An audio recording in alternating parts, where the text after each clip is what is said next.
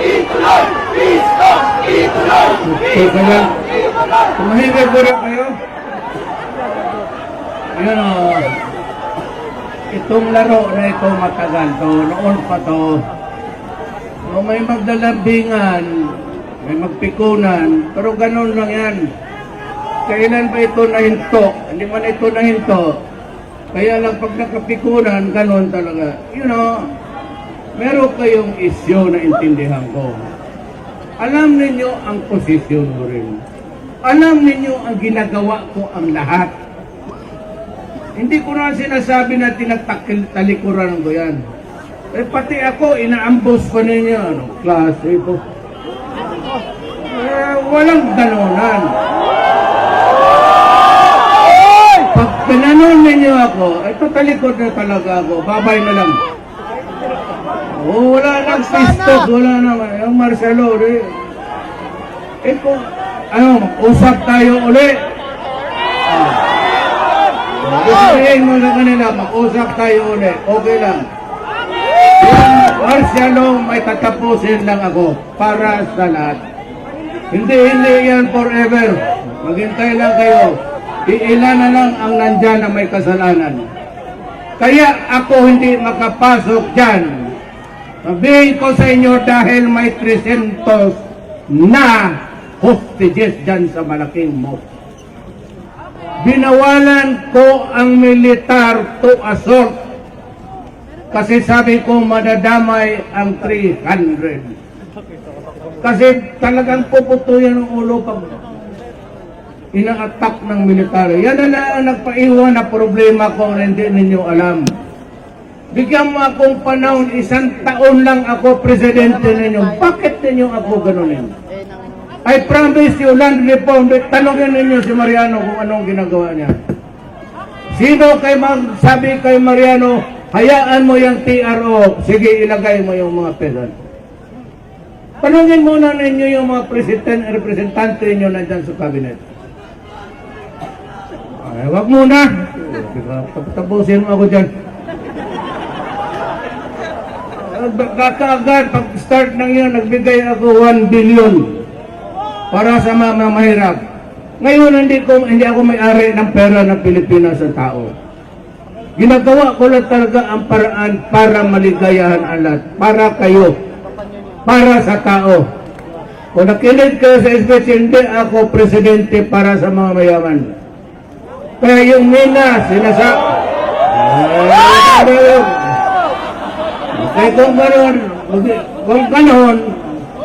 kung gano'n ang prevalente ninyo sa akin, parang kalaban, hindi mo natin Joseph. Wala na. Ayaw ko ng hurap dyan. So, kung mali tuloy Tagalog, at mahimik muna kayo. Ayaw ko ng humarap sa inyo kung gano'n. Kung mag-usap, may hindi kayo gusto sa akin, sabihin ninyo sa akin sa Malacanang. Pinapapasok kayo na doon. Kakausap ko lang ang bayan. Magbuli, bakit ka bully? Sino ako magbuli sa inyo? Nadali ninyo akong patayin. Sino may granada dyan? Sige, paputokin mo na dito. Sige. Diyan sa gitna. Para dyan ng banda ang mamatay. Makinig muna kayo. Kung ayaw ninyo makinig sa akin, kasi tingin ninyo diskumpiyado kayo. Huwag kayo basta-bastang magmadali. Magtanong kayo sa mga representante ninyo dyan kasi nandyan yung Silalip. Nandyan si Masa, nandyan si Tigualo, nandyan si Mariano, nandyan si Briones. Puro left yan. Ano ka bang tanungin muna ninyo kung anong ginagawa mo? Hindi na kayo basta inaapura ninyo ako eh. Huwag ninyo akong I cannot control everything. Ako pwede mag-imprinta ng pera para ibigay ko. Kailangan ko kausapin itong Congress. Ito mahirap to. Bigyan niyo ako ng panahon. 5 years lang naman ang iwan ko. Basta sabihin ko sa iyo, I will deliver. Intindihan ninyo, I will deliver. Ngayon, kung apurin ninyo ako bukas, wala tayong magawa. At sa kung dainin nyo sa init ng ulo pati supladuhan, Di number 1 ako dyan. Pwede ako niyong sigawan dito, babuinin niyo ako, but the last time that I will talk to you. Kung anong mangyari sa Pilipinas, huwag kayong magpunta sa akin. Ganon lang tayo, mag-respetan. Give me one, mag-demonstrate lang kayo. Huwag lang magbinastos.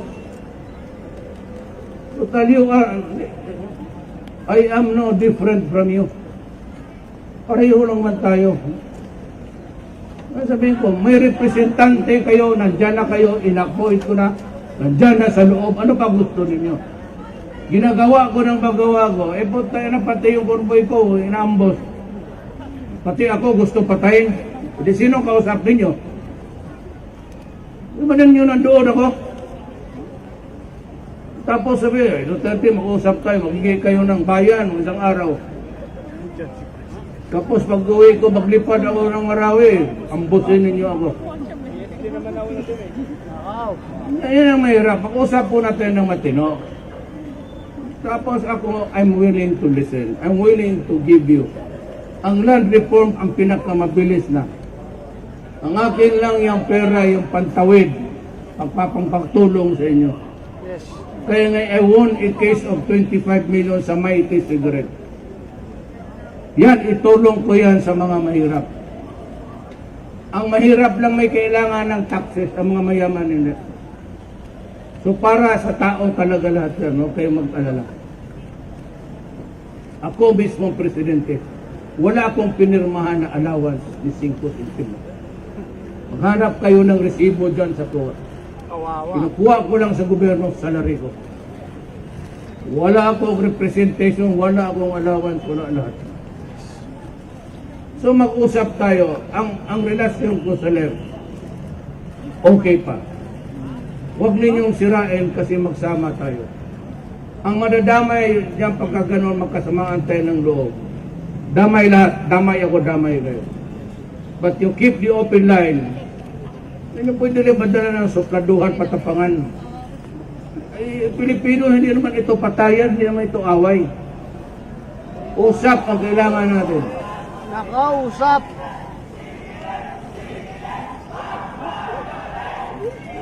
Ano yan? Singilin daw. Singilin, pagbayarin! Singilin daw. Ang bayaran ng